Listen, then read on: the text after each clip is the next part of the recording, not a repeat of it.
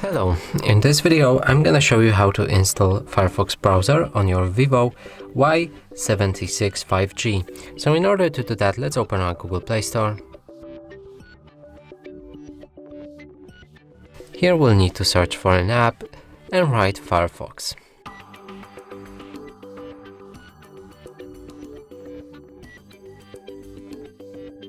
Now open this app and click install.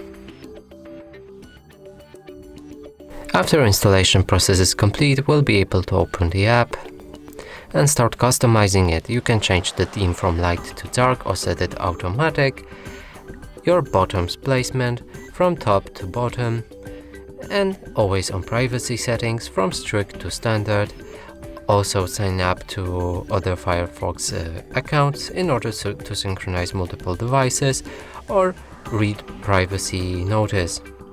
After all that, simply press start browsing and you'll be able to open any website and it should load properly. And that's it for this video. Hope you like it. Please consider subscribing to our channel, leave a like and a comment below.